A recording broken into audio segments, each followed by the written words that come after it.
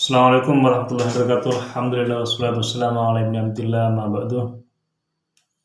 Para sahabat bisikan dari langit yang dirahmati oleh Allah Subhanahu wa taala dimanapun kalian berada, semoga tetap diberikan limpahan rahmat, maunah, taufik serta kelancaran rezeki ila akhiril umur. Alhamdulillah, di dalam pembahasan ini tetap saya membahas tentang persoalan keindonesiaan, di mana Indonesia sampai saat ini masih mampu bertahan dari konflik-konflik seperti yang terjadi di beberapa negara-negara Asia seperti Myanmar, kasus Rohingya ini, atau seperti di beberapa daerah di Timur Tengah. Dan seperti berkecamuknya kehancuran ekonomi di Amerika Serikat saat ini. Alhamdulillah, Indonesia kita ini, Nusantara kita ini diberi keberkahan oleh Allah Subhanahu wa taala. Karena kenapa? Setiap ada kejanggalan-kejanggalan dan kejadian-kejadian yang akan menjadi penyebab rusaknya dan runtuhnya negeri ini, maka kejadian-kejadian itu akan langsung diatasi. Salah satu contoh bagaimana dulu ketika Soekarno membubarkan NII misalkan. Sedangkan pendiri NII pada saat itu adalah temannya sendiri.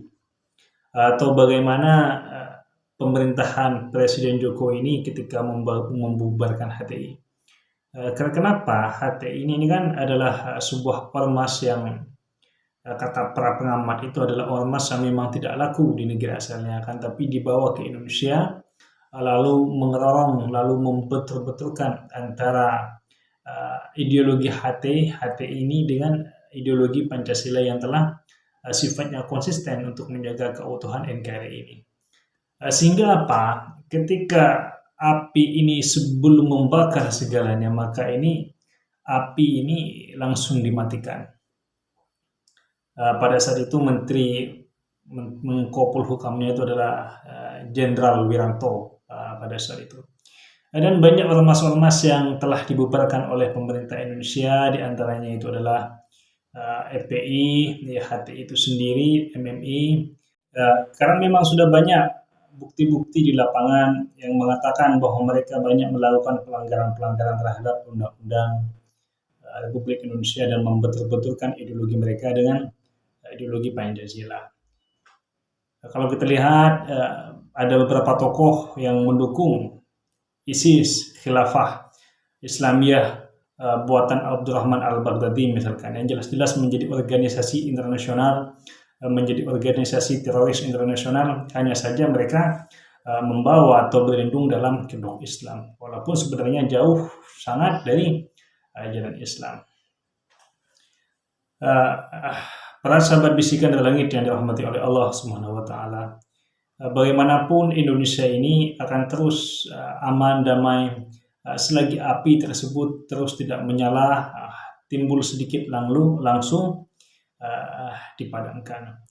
Saat ini ketika ada sebuah kelompok atau klan yang sedikit membuat resah terhadap negeri ini, alhamdulillahnya Tuhan mengirimkan seorang ulama atau beberapa ulama untuk menyelesaikan persoalan ini, sehingga agama tidak dibuat mainan, sehingga mereka tidak selalu atau tidak melulu bersembunyi di balik agama demi kepentingan kelompok mereka sendiri dan keuntungan kelompok mereka sendiri.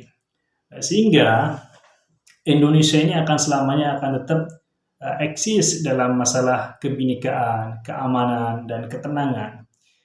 Jika tidak ada api yang terlalu berat atau terlalu membakar pondasi-pondasi atau kerukunan-kerukunan yang ada di negeri ini.